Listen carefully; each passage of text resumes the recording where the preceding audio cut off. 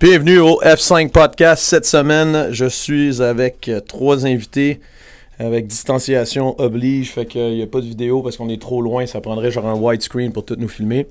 Fait que je suis avec Benoît, Reggie, Val et Matt, moi-même. Et on va parler de... Le dernier livre que j'ai lu, c'était 100 chapitres sur les billets, principalement si on veut investir puis dans le monde du commerce. Ça s'appelle The Art of Thinking Clearly. Puis ça m'a donné l'idée de parler avec mes 3 invités des billets. Pas tous les billets, là, c'est clair, on va pas en faire 100, c'est bien trop long. Là. Mais certains billets qui nous viennent à l'esprit qu'on voit dans le monde de l'entraînement. Fait que je vais commencer le bal un peu, puis tout le monde va embarquer. Le premier auquel j'ai pensé, là, c'est le billet de penser que la recette qu'on utilise en ce moment est directe. C'est un lien direct avec le succès qu'on obtient. Puis ça, on l'a appris à la dure un peu. Ou est-ce que c'était vraiment facile quand on était dans les premiers CrossFit à ouvrir il y a 11 ans, puis qu'on avait tout le temps des individuels puis des équipes aux régionaux dans le temps où est-ce que c'était les régionaux. C'était facile de penser que notre programmation doit être de shit. La meilleure chose qui est jamais arrivée parce qu'on a plein de résultats. On a des gens sur le podium en individuel, on a des équipes qui sont composées avec les gens moins bons, fait qu'ils sont pas capables de se qualifier individuel puis qui finissent quand même bien genre aux régionaux. Fait que c'est vraiment facile d'avoir le billet que ce qu'on fait, ça fonctionne vraiment bien. Puis le problème avec ça, c'est qu'on oublie plein d'autres facteurs. Exemple, dans notre cas cette fois-là, on oubliait le fait que les individuels qu'on avait, c'était tous des gens qui avaient joué quasiment professionnels dans leur sport, genre exemple au hockey ou en gymnastique ou en voile, ou fait qu'ils étaient allés à super haut niveau dans d'autres sports, fait qu'ils savaient déjà comment compétitionner, et puis ça augmentait à la recette, sauf que c'était pas inclus dans le programming, ce qui faisait qu'après, c'était très possible d'avoir quelqu'un qui suivait la programmation puis qui n'arrivait pas nécessairement à ses fins parce qu'il manquait des éléments, puis c'était facile de pas voir ces éléments-là. Fait que ça, c'est un des premiers billets importants à regarder puis qu'on a tendance à avoir. C'est vraiment facile parce que c'est sûr qu'on est fier de la recette qu'on met en place dans notre gym. C'est sûr que les athlètes vont être fiers de la programmation dans ce cas-là qu'ils vont faire. Sauf que c'est facile d'oublier tous les autres facteurs qui pourraient mener au succès. Puis c'est à l'inverse vrai aussi, là. C'est vraiment facile de juste single out une seule affaire qui va faire que c'est pour ça que tu as raté, alors qu'il y a plein d'autres facteurs qui sont là. Fait que c'est pas tant qu'il faut pas être fier de ce qu'on fait, mais il faut tout le temps garder en tête que c'est tout le temps multifactoriel, puis c'est une accumulation de choses qui nous amènent au succès ou à l'échec. Fait qu'il faut pas partir en peur, puis nécessairement couler dans le béton le type de programmation qu'on utilise, dans cet exemple-là, ou couler dans le béton qu'on l'utilise plus parce que ça n'a pas fonctionné. Je vais passer le super micro à Ben. Je vais me déplacer.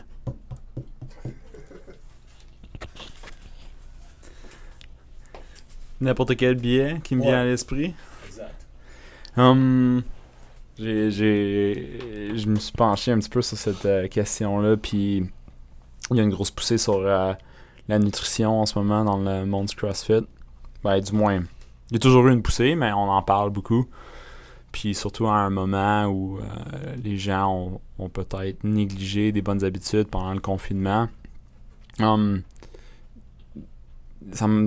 trouve ça encore drôle qu'on parle encore de l'idée de compenser pour un mauvais week-end. Ou comme tu peux aller à la guerre sur ton assiette pendant quelques repas pendant la fin de semaine, arriver le lundi, puis être comme si je vais juste m'entraîner fort, puis ça va tout passer, puis c'est correct, puis c'est pas important la quantité d'alcool que j'ai bu en fin de semaine, je peux juste compenser en m'entraînant encore plus fort. Des résultats, c'est basé sur la constance, puis des fois on perd conscience un peu que la constance fait partie intègre de la recette du succès d'un athlète, et c'est pas en ayant des sommets, des vallées incroyables en termes de nutrition qu'on va être capable d'avoir les succès qu'on souhaite. Puis le contraire pourrait quand même être vrai aussi. On peut aussi voir le biais que il y en a qui vont être tellement freaks sur la nutrition que si c'est pas calculé dans leur macro, si c'est la fête de leur ami, ils vont même pas vouloir pogner un mini bout de gâteau ou quoi que ce soit. Puis ça pourrait quand même poser autant. C'est un autre biais aussi de croire que si tu suis ta diète à 100%, c'est sûr que ça va fonctionner. Puis si tu déroges de 0,2%, genre tous tes gains vont disparaître. Mais je pense que Reggie voulait se défendre. Voulait parler. Là, je voulais juste te poser une question, Ben. C'est-tu moi que tu visais pendant ton exemple? Absolument pas. C'était déjà écrit, ça fait une semaine que c'était écrit, ce petit point-là, je l'avais pas tout en tête. Toute ressemblance à des caractères fictifs ou exacts et fortuites et non pensés. D'accord. Je me suis senti tellement visé. En plus, je voulais parler de psychologie appliquée. Je trouve ça intéressant que tu te sens visé par cet énoncé, par ce biais. D'accord, on va revenir sur Ben dans pas long. Fait que moi, je voulais parler un peu plus le côté... on va parler un peu du yoga rapidement. Je voulais amener le sujet de la méditation. Mais puis c'est vraiment simple et anodin, mais tu sais, souvent, tu vas entendre ce qui est correct, là, mais tu sais, des fois, il faut mettre les points sur les i. Et souvent, tu vas entendre du monde dire, par exemple, OK, je fais de la méditation depuis 6 mois, à chaque jour, ma vie va mieux, tu sais, je commence à avoir plus confiance en moi, ma respiration, tout ça, c'est parfait, je suis down avec tout ça, même que je pourrais même dire que je vous crois. Oui, ce sont les bienfaits de quelqu'un qui tente de faire le vide à chaque jour, puis là, c'est pour ça que j'ai précisé de tenter. Fait que je tiens juste à mentionner que lorsqu'on médite, c'est important de savoir et de prendre conscience, même si on utilise les deux mots « je médite », de prendre conscience que nous tentons de méditer. Et parce que le vide ultime, là, tu sais, d'aller vraiment dans une autre parallèle, tu sais, on parle de la méditation, de réussir à s'écouter à travers la respiration, puis de se laisser emporter dans le moment présent et de mettre tous ses pensées de côté, toutes les distractions de côté, de mettre sa journée de côté, tout le stress, l'anxiété de côté. C'est pas si facile que ça. Par contre, juste le geste d'essayer de le faire, ça, c'est un pas vers l'avant à chaque jour. Fait que je recommande à tous les êtres humains de tenter la méditation à chaque jour, que ce soit 1 minute, 5 minutes, 10 minutes, 1 heure. Puis, tu sais, même moi, en tant que yogi, je dois l'admettre que dans ma vie de yogi, oui, je médite, mais est-ce que à chaque fois, je suis capable d'accéder à ce vide ultime, tu sais, pour être honnête, pas à 100% du temps. Fait que pour la méditation, guys, encore une fois, nous tentons de méditer. Je recommande à tous les gens de la planète Terre de tenter de méditer à chaque jour afin d'amener un calme, une paix, une sérénité à l'intérieur de soi. Et là, je vais passer le micro à Ben qui veut dire quelque chose. C'est intéressant parce que dans les sujets de psychologie que je voulais aborder, on a tendance à comme négliger le côté psychologique de l'entraînement. Puis tu parles de méditation, puis un des points que je voulais soulever, c'est le mindful practice. C'est de pratiquer des mouvements en symbiose avec son corps, avec intention. Là. C'est avec intention. Et puis, des fois, on oublie qu'il y a plusieurs mouvements complexes dans le monde du CrossFit et que des fois, juste pratiquer des mouvements avec une intention, c'est comme méditer, mais à travers le mouvement. C'est ça. Et des fois, on l'oublie. Des fois, on pense pas à pratiquer des mouvements avec intention. Ce qui peut vraiment nous aider, côté neurologique, à mieux maîtriser un mouvement. Mais ça revient un petit peu à ton point sur la méditation. L'intention. C'est pas perfect practice, c'est l'intention dans la pratique parfaite qui est bonne, c'est ça? C'est vraiment ça. Bonjour. Donc, c'est vrai, d'accord. Je voulais le préciser au cas où ma voix pouvait en tromper quelques-uns. Un autre biais, un peu dans la même lignée de ce dont Ben a parlé par rapport à la nutrition, c'est aussi vrai par rapport à l'entraînement. J'entends tellement souvent des gens qui disent j'ai pas le temps de m'entraîner. Puis je pense qu'un gros biais ou une fausse croyance Puis je sais pas si c'est tant une fausse croyance ou si c'est plus une excuse que les gens se donnent quand ils me disent qu'ils n'ont pas le temps de s'entraîner. Je pense que c'est une fausse croyance de croire que t'es obligé d'accorder du temps dans ta journée, comme un bloc de 2 heures pour te déplacer, te rendre au gym, faire un entraînement complet d'1 heure, retourner chez toi. Puis les gens pensent que s'ils peuvent pas faire ça, débloquer ce bloc de 2 heures-là, mais qu'ils peuvent pas s'entraîner dans leur journée. Alors que, tu sais, aller faire un petit jogging le matin, première chose en te levant, ou faire un petit tabata de squat pendant ta pause de dîner. Il y a tellement de choses qu'on peut faire qui nécessitent pas nécessairement de débloquer un gros bloc de 2 heures dans ta journée pour te déplacer au gym. Puis malheureusement, souvent, j'entends les gens qui me disent « Ces temps-ci, je suis tellement occupée, j'ai pas le temps de m'entraîner, mais quand je vais recommencer, je vais pouvoir faire une grosse session, puis vraiment me rendre au gym, puis me défoncer, puis faire tout le volume, puis même faire 2 sessions. » Puis les gens ont tendance à vraiment remettre à plus tard quand ils peuvent pas faire, quand ils veulent pas faire les choses dans le moment présent. Le meilleur exemple, c'est un peu moi, pendant les 2 derniers mois d'été, j'avais beaucoup moins le temps de...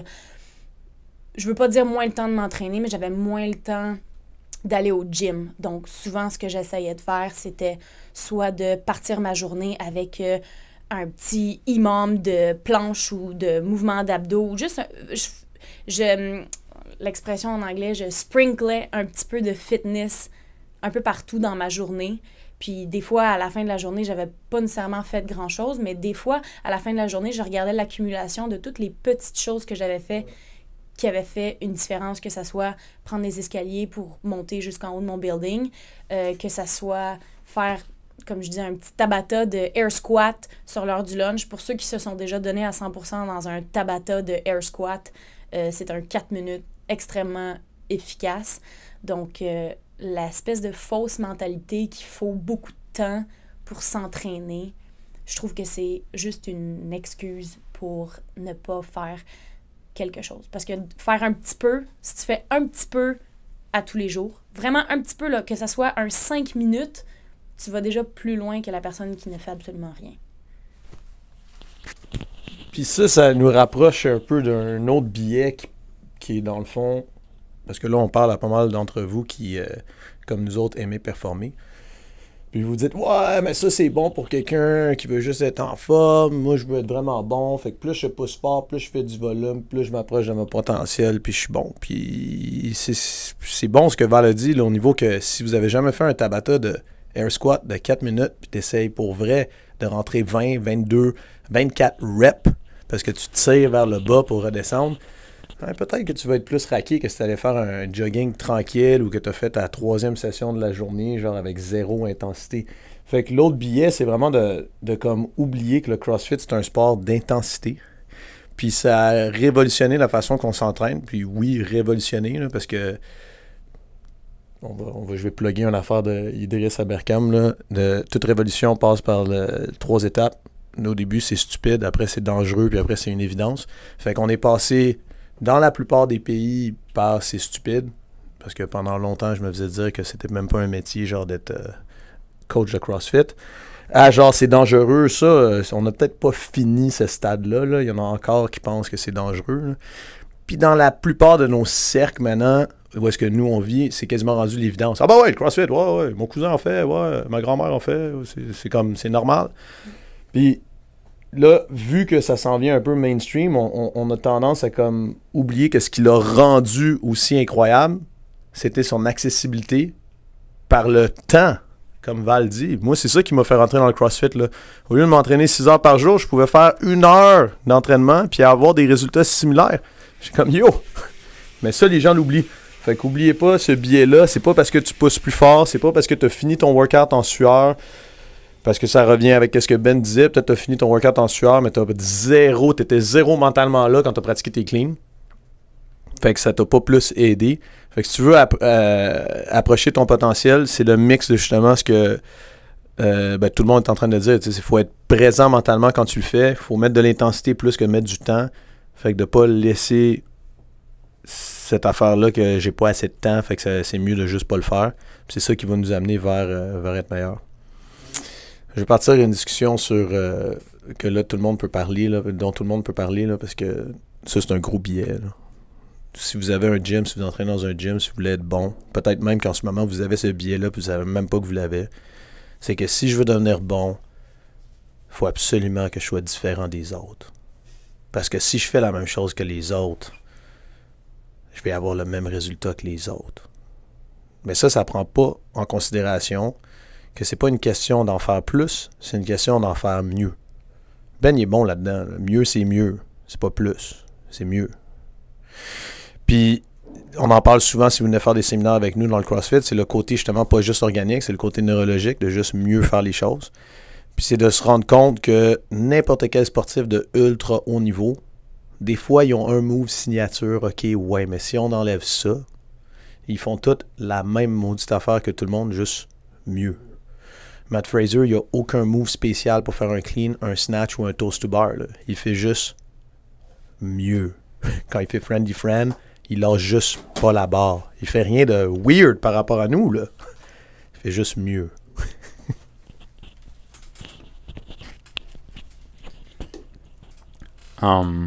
Qu'est-ce que j'ai racheté là-dessus? Mieux, c'est mieux. Mieux, c'est mieux, c'est ça?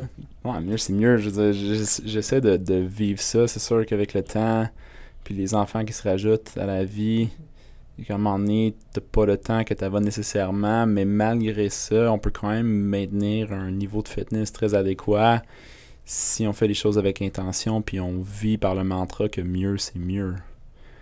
Puis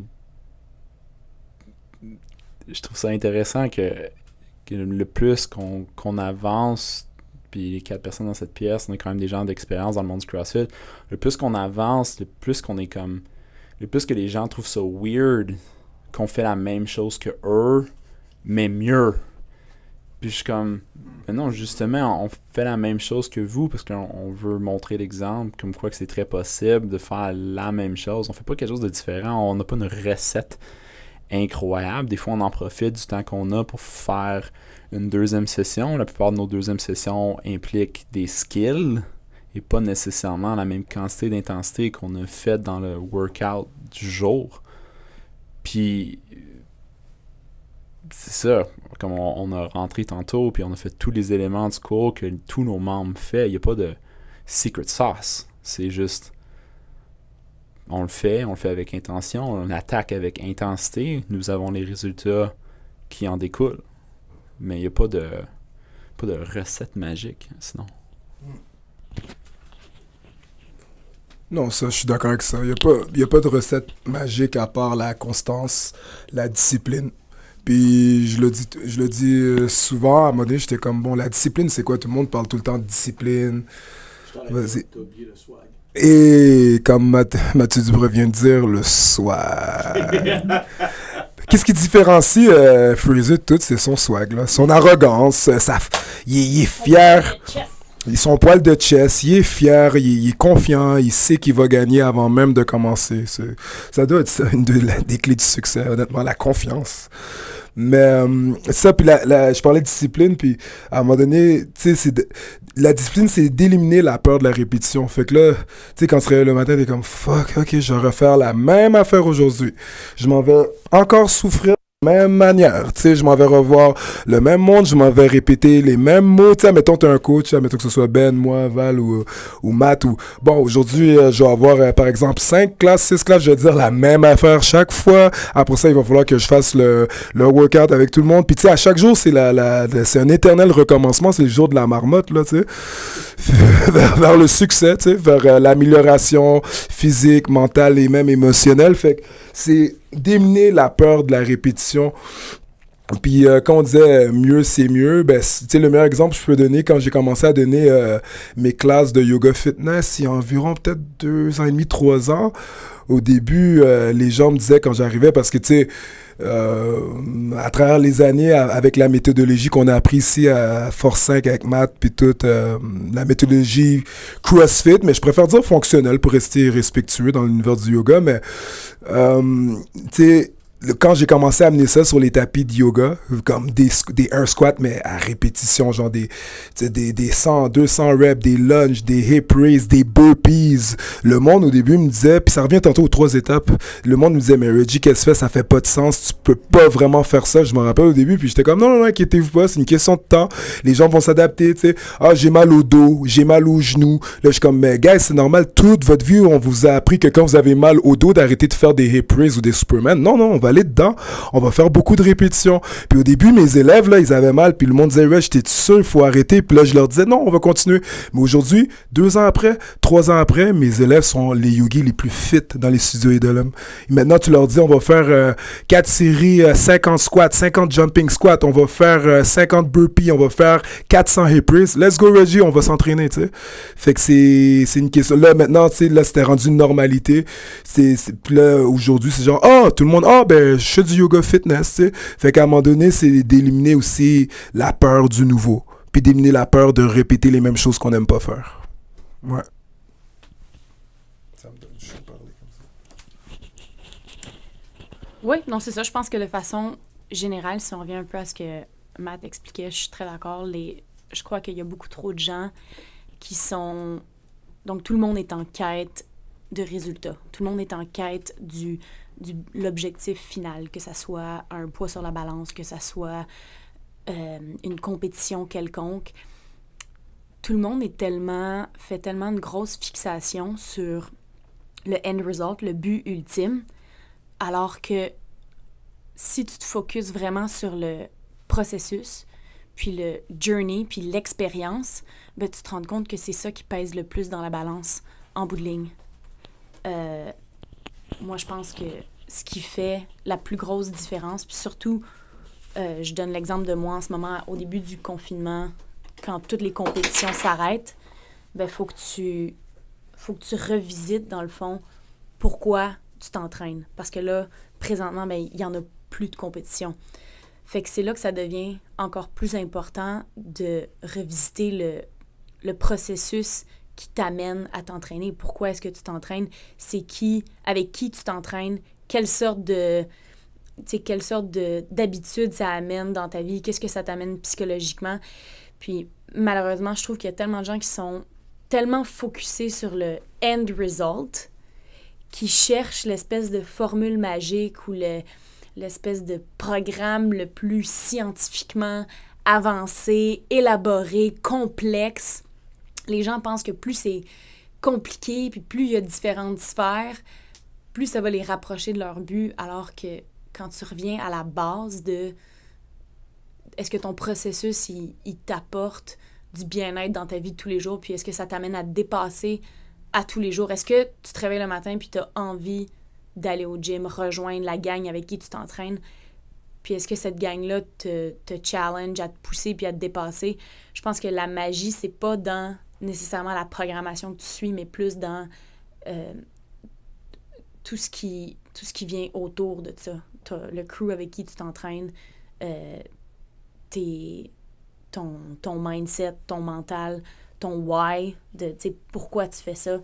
Je pense que ça a beaucoup plus d'importance, puis ça a un beaucoup plus gros impact sur tes résultats que juste de strictement focusser sur le but final.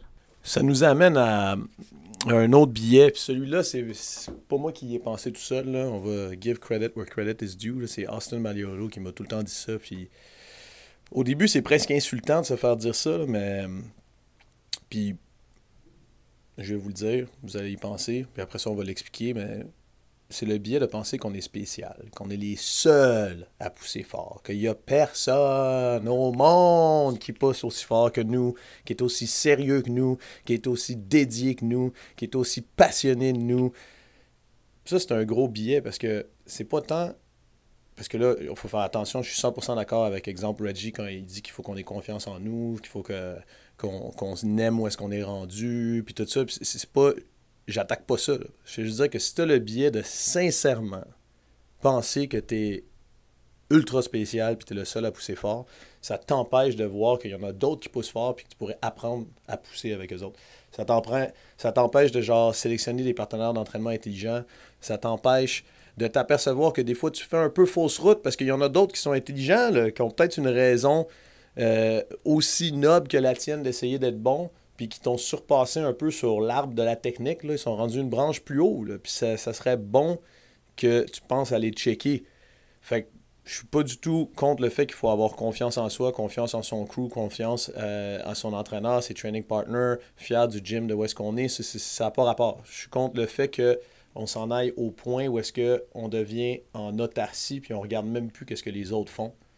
Puis ça arrive bien plus souvent qu'on pense. Là. Regardez à comment est-ce que vous agissez. Regardez quand vous regardez le post de quelqu'un qui réussit un PR mieux que vous, puis qu'avant était moins bon que vous, comment vous réagissez assez souvent. Ouais, mais il est imbécile. Non, mais lui, il fait juste ça. Là.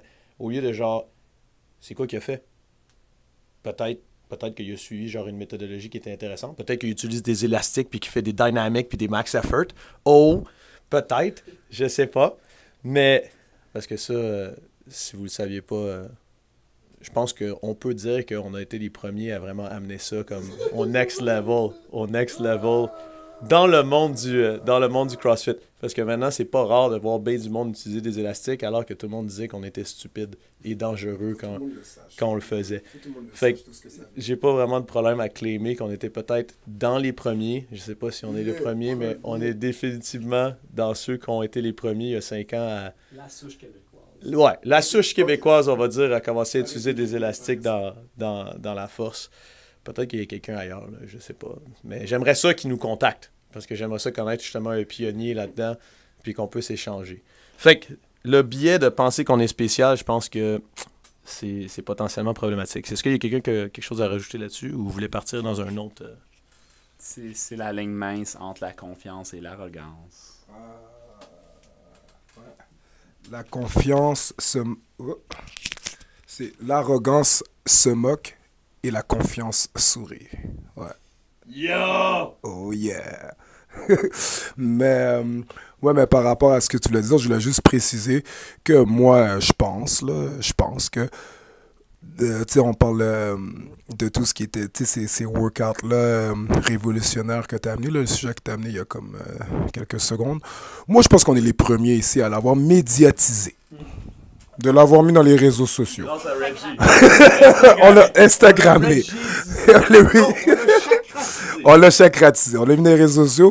Puis je me rappelle les premières fois là, quand on se faisait lancer des pierres là, dans les comments ou dans les... Ah, non, c'est dangereux. Qu'est-ce que vous faites? Ça n'a pas de bon sens, tout ça. Fait que je suis témoin. Je pense que le reverse hyper, c'est dangereux pour le dos. Hein. Ah oui, puis... Oh oui, les reverse hyper, nous ne sommes pas les premiers. Par contre, ici au Québec... C'est ça, exactement. Par contre, on fait quand même partie de ceux qui ont compris cette affaire-là dans les premiers. Puis, ouais, souvent, il paraît que c'était pas bon qu'est-ce qu'on faisait. Là. C'était pas bon pour le dos, il paraît, pour la colonne vertébrale, il paraît. Excusez-moi si je ris en même temps. Non, c'est ça. Moi, je suis vraiment d'accord. Puis je pense que, juste pour rajouter à ça, je pense qu'au contraire, les personnes qui savent qu'ils sont pas exceptionnelles vont travailler fort probablement plus fort que la moyenne parce que ils vont savoir que c'est ce qui va faire la différence, c'est le niveau de travail puis l'intensité à laquelle tu fais tes devoirs versus la personne qui pense déjà qu'il est exceptionnelle va peut-être moins avoir tendance à se dépasser parce que elle est exceptionnelle et c'est un talent né.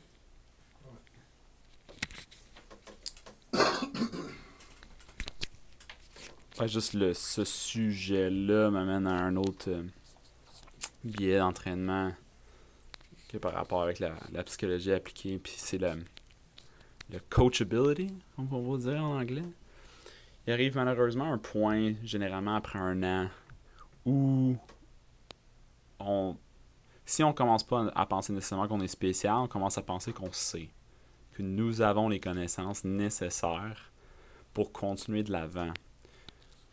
Ce qui est souvent à tort. Après un an, on connaît rien, malheureusement. Si c'est vrai, puis c'est pas mal vrai que ça prend le fameux 10 000 heures, 10 ans, 10 000 heures, 10 000 ans de pratique avec intention, pas juste de pratique aléatoire. après un an, il faut avoir l'humilité de savoir que c'est pas parce que ça fait un an qu'on fait quelque chose qu'on peut juste comme oublier que d'être coachable, c'est sûrement la meilleure voie pour aller de l'avant. Parce qu'après la 2e année, vous allez vous rendre compte, généralement, si vous avez un peu d'humilité, que vous connaissez pas tant que ça, finalement. Et qu'il y a certains mouvements, certaines techniques qui prennent beaucoup plus que juste un an à maîtriser. Et si vous prenez pour acquis que c'est maintenant chose acquise, vous allez avoir vous allez avoir des problèmes quelques années plus tard quand vous allez avoir des plateaux incroyables que vous n'êtes pas capable de surmonter à cause de votre technique. Ou vous allez vous ramasser dans une situation où vous commencez à vous entraîner seul, puis vous allez, parce que vous êtes spécial, puis vous avez besoin de faire votre propre affaire, et vous êtes dans votre propre coin, et vous avez besoin de tout ça. Et là, vous réalisez en rentrant dans un gym que les gens que vous battez aisément il y a quelques années vous battent maintenant aisément parce que pendant ce temps-là, ils ont été coachés, ils ont poussé fort, ils ont mis de l'intensité et de l'intention dans leurs entraînements. Et à ce moment-là, soit vous avez l'humilité pour continuer avec un coach ou vous abandonnez. C'est pas mal ça les choix. Tombez pas dans le piège que parce que ça fait un certain moment que vous faites quelque chose, que vous êtes un expert. Et les meilleurs entraîneurs sont ceux qui réalisent eux-mêmes qu'ils ont encore de quoi apprendre. Et méfiez-vous des entraîneurs qui pensent qu'ils savent tous. Ça s'amplifie ce biais-là avec le fait que moins on a une grande connaissance, plus on a justement l'illusion d'en avoir beaucoup parce qu'on simplifie les choses énormément. C'est le biais de la simplification à l'extrême. La seule raison de pourquoi je suis pas encore assez bon, c'est ma force. La seule raison de pourquoi je suis pas encore assez bon, c'est que j'arrive pas à faire 30 muscle-up unbroken. La seule raison de pourquoi... Ça, les 30 muscle-up, c'est pour niaiser Reggie un peu. Là. Parce que la journée où est-ce qu'il est capable de faire 30 muscle-up unbroken, il a dit qu'il gagnait aux Games. Mais ça, c'est définitivement... Dans le fond, l'hyper-simplification, tu sais, moi, c'est juste le cardio, moi, c'est juste ma position de réception de snatch, fait que c'est juste la mobilité. Puis le problème, c'est que ça revient exactement à genre penser que notre recette, c'est la meilleure, ou de penser exactement qu'on est supérieur parce qu'on est les seuls à pousser fort. Ça nous rend aveugles à tous les autres facteurs. Puis ça, on se le fait mettre dans la face vraiment rapidement si on compétitionne. Fait que le problème, c'est si on compétitionne pas, on peut rester là-dedans pendant longtemps. Moi, je me rappelle 2011, j'ai manqué les games à une position. Puis je me suis dit, c'est simple, t'es vraiment bon en cardio, t'as juste besoin d'être plus fort. L'année d'après, je me pointe, épreuve de force, 3 overhead squats à partir du sol. Je finis 5e dans l'épreuve de force, puis les régionaux ouvrent avec ça.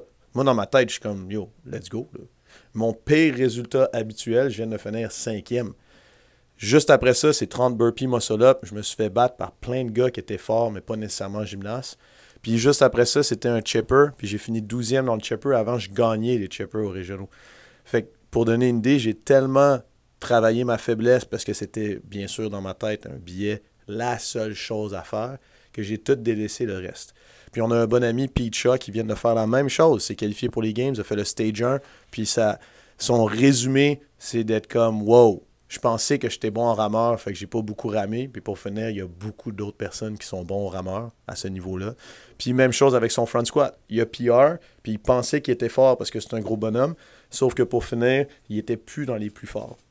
Fait que de simplifier son niveau, c'est un billet qui est très facile à faire si on n'a pas une équipe de coach et de partners autour de nous qui nous ramènent sur terre en nous niaisant ou genre en nous disant les 4 vérités de façon plus ou moins sensible ou pas, dépendamment dans quel milieu vous êtes. Mais ici, ça risque d'être pas trop sensible. Hein, Reggie? Je suis le meilleur exemple. Puis d'ailleurs, pour venir au sujet des 30 muscle-up, la raison pourquoi je dis ça, c'est parce que si un jour l'univers veut que je fasse 30 muscle-up unbroken, je ne sais pas pourquoi. Si je fais 30 muscle-up, c'est le hard work que j'ai mis en arrière de tout ça. Si je tiens à m'exprimer, ça va prendre 30 secondes, ça va être le hard work. C'est-à-dire que, de un, je vais avoir une meilleure nutrition parce que je vais être plus léger. Je vais être plus léger, je vais faire plus de muscle-up. Si je suis capable d'en faire 30, c'est parce que j'ai pris de la force. J'ai pas négligé ma force. C'est que dans ma perte de poids, en plus, j'ai travaillé ma force. Et la technique. Oui, Val. Et en plus, que si je suis capable d'en faire 30, c'est parce que j'ai une meilleure technique. Donc, j'ai travaillé ma faiblesse, qui est la gymnastique, et j'ai travaillé ma force, qui est ma force. Donc, je voulais préciser ça, que si un jour, mais je pense pas, c'est pas grave, mais si la vie aurait fait que j'aurais fait 30 muscle-up for a time, ben oui, là, je serais allé aux Games. Je pense que Reggie est peut-être la seule exception au fait que de penser qu'on est spécial. Je pense que Reggie a le droit de penser qu'il est spécial, puis qu'il vit sur une île déserte, et que de temps en temps, il nous invite dans son univers sur Jupiter. On va finir avec un autre billet qui, on pourra tous parler dedans si vous avez des trucs à rajouter ou vous voulez absolument en parler d'un autre, il n'y a pas de trouble. Puis comme la semaine passée, on vous a dit, si vous voulez mettre un comment en bas avec des questions ou des billets que vous connaissez. Puis comme dit Val, like and subscribe en bon québécois. Fait que appuie sur le petit piton qui dit thumbs up, puis après ça, inscris-toi. Si vous aimez le podcast. Mais n'hésitez pas à parler des billets que vous avez découverts à travers les années que vous aviez, puis comment est-ce que vous avez fait pour vous en départir. Fait que l'autre dernier billet qu'on va dire aujourd'hui, c'est de penser qu'il faut absolument être seul si on veut gagner, parce que si j'aide les autres à gagner, ben je serai plus premier. Fait que dans le fond, c'est d'être un peu jaloux du succès des autres, puis de se dire, ben moi je vais faire ma propre affaire de mon bord, parce que c'est impossible que on soit tous gagnants. Puis ça, dans le fond, c'est que c'est un gros billet. C'est le billet de penser que pour gagner, il faut absolument être premier sur la marche du podium. Puis ça devient philosophique. Reggie va commencer à trouver ça cool. Au niveau que, par définition, il y a juste un gagnant, une gagnante, ça c'est clair. Mais, premièrement, comme Matt Fraser et Tia Toomey nous ont montré, il peut y avoir deux gagnants. Un chez les gars, un chez les filles. Fait que deux gagnants peuvent s'entraîner ensemble.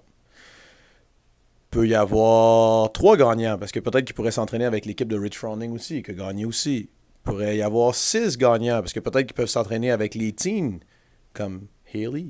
Peut-être qu'ils pourraient... Fait que déjà là, en partant, c'est un billet de penser qu'il peut juste y avoir un gagnant. Parce que même dans un seul sport comme le CrossFit, il y a la plus fit des filles, il y a le plus fit des gars, il y a le plus fit des teens, le plus fit des teen gars. Il y a les plus fit en équipe. Il y a toutes les catégories de master. Il y a le meilleur au monde en Fran. Après ça, il y a le meilleur au monde en natation. Il y a le meilleur... Fait que de penser qu'il faut être seul, si vous y pensez, même si vous voulez être le meilleur au monde, ça ne fonctionne pas. Là. Puis si vous regardez les meilleurs, justement, que ce soit en CrossFit ou n'importe quel autre sport, ils se mettent dans un environnement où est-ce qu'ils n'ont pas le choix de rester les meilleurs. Puis où est-ce que, par expérience, je peux vous dire ça, parce que nous, c'était l'apport qu'on a fait à la voile au Canada, c'était de tous s'entraîner ensemble. Parce que l'idée qu'il faut avoir, c'est que si c'est pas moi qui gagne, le deuxième best choice, c'est que ce soit mon training partner. Je veux pas que ce soit un autre pays. Là. Je veux que ce soit la personne que moi j'ai entraînée, puis je veux que cette personne-là, elle veuille autant que ce soit moi, puis qu'en même temps, ce désir que ce soit moi soit contrebalancé à 100% par le fait qu'il veut m'exploser à l'entraînement pareil, parce qu'il veut que ce soit lui aussi. Mais fait que c'est d'avoir les gens qui n'ont jamais fait de sport à haut niveau, ils ont ce biais-là que 1 + 1 = 2. Fait que, dans le fond, si je veux être premier, ben faut que l'autre, il faut qu'il soit deuxième. Fait que je suis mieux de m'entraîner avec la personne qui va être 10e parce que comme ça, il ne me volera pas ma place.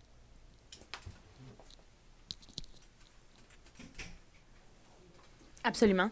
Puis, moi, je trouve que même, si on part du principe que c'est le fun, une zone de confort, mais c'est pas en travaillant dans notre zone de confort qu'on va devenir inconfortable puis qu'on va pouvoir évoluer. Puis d'expérience personnelle, puis de l'avoir vu justement, de passer du monde du personal training au monde du CrossFit qui est de l'entraînement de groupe, je trouve qu'il n'y a rien qui nous sort plus de notre zone de confort que d'être dans un environnement de groupe avec des gens qui ont tous des capacités différentes, qui ont des qui sont complémentaires à toi dans le sens où il y a certaines personnes qui ont des forces qui sont tes faiblesses, il y a des gens qui ont des faiblesses qui, toi, sont tes forces. Mais je pense que quand on est seul à nous-mêmes, c'est beaucoup plus difficile de se sortir de sa zone de confort. On va aussi avoir plus tendance, dans la même optique, de rester dans sa zone de confort, de travailler sur les choses qu'on aime travailler. Donc, on va toujours rester bon seulement à ce dans quoi on est bon. Puis, moi, au contraire, je trouve, tu sais, je parlais tantôt que l'important, c'est beaucoup plus le processus que le but final. Puis dans cette optique-là, moi, je dirais, plus tu es avec un groupe de gens, que tout le monde, entre eux, s'entraide à se pousser vers le haut, plus le vaisseau, le genre de vaisseau, je dis vaisseau spatial, mais c'est un vaisseau dans lequel tu es, plus il va s'élever vite versus toi-même tout seul dans ta chaloupe. Je sais pas si ça a du sens. Tu comprends? J'ai vraiment aimé ça. C'est ça. Reggie, il est astronaute. Très, très belle métaphore, Val. J'ai aimé ça. Chaloupe, ça va pas aussi vite qu'un vaisseau spatial. Mais ouais, puis c'est pour revenir à ce que tu disais, puis le parfait exemple, c'est tu sais, quand t'es avec un groupe d'individus, tu sais, admettons notre équipe ici, depuis des années, on s'entraîne ensemble, tu sais, les journées, là, par exemple, j'arrive, puis je sais qu'on va faire un WOD qui est ma force, parce que, genre, 70% du WOD, ben, c'est de la force, par exemple, là. Puis là, moi, j'arrive, puis je suis comme, bon, j'ai pas envie, je suis fatigué, puis whatever. Là, tu vas voir Matt, Ben, George, qui vont dire comme, Reg, si on te bat, c'est pas normal, Reg. On n'a pas le droit de te battre, on a pas le droit, là, tout le monde met de la pression, on met de la pression positive, mais qui est une pression qui est vraiment intentionnée pour le succès de ton coéquipier, parce que tu sais très bien que s'il te bat pas, il est pas sérieux aujourd'hui, genre, comme au pire, reste chez vous, tu sais. Fait que c'est ça le fun d'avoir un coup autour de toi. Et vice-versa, oui, c'est ça, c'est ça. Eux, ça les challenge à essayer. C'est ça, si on fait un workout course gymnastique puis je bats Matt, c'est pas normal. C'est jamais arrivé, mais je vais dire Matt, qu'est-ce que t'as, Matt? Ça va, tu sais, ça va-tu? Fait que c'est, et vice-versa, comme tu disais. Fait que voilà les bienfaits d'avoir un groupe, puis avec aussi un team, là, que t'as depuis un petit moment. Fait que des fois, t'arrives, mettons, d'un CrossFit, peu importe qui que t'es, là, monsieur, madame, tout le monde, Ginette, Martin, peu importe c'est quoi ton nom, t'arrives puis t'es comme au début, t'es pas sûr, mais comme je disais tantôt, éliminer la peur de la répétition, éliminer la peur de l'inconnu, revenez. T'sais, des fois, c'est une question de semaine, c'est une question de mois, mais c'est ça la discipline. Puis à un moment donné, ça s'installe toute seule. L'énergie du groupe, là, ça devient une mini-famille, une communauté. Les coachs commencent à connaître tes forces, tes faiblesses. Fait qu'à chaque jour, on sait mieux comment te diriger. Fait que c'est une question de constance et de discipline, guys, aussi. Ça revient à ça encore. Donc, on est là. Je sais pas où est-ce que vous êtes, mais nous, on est là. Dans notre vaisseau spatial. On s'en va vite par rapport à la chaloupe. On essaye d'apprendre à aller à la vitesse de la lumière, comme dirait Stephen Hawking. Mais ça, il paraît que si tu fais ça, tu as l'impression de tout le temps être à l'arrêt parce qu'il y a des lumières, tu sais. Il y a des feux de circulation. Fait que si tu vas à la vitesse de la lumière, tu pognes toujours les rouges. Mais t'es juste trop vite. T'es trop vite. Fait que pensez-y, si vous avez l'impression de toujours pogner les rouges, peut-être que c'est parce que vous êtes plus vite que la moyenne, puis c'est bon. C'est bon. Sur ce, bonne semaine. N'hésitez pas à nous faire part de vos billets aussi. Puis la semaine prochaine, je résume un livre. Je me mets de la pression, Reggie. Un livre de Idriss Aberkam sur l'âge de la connaissance. Puis c'est encore plus philosophique qu'aujourd'hui. Fait que préparez-vous.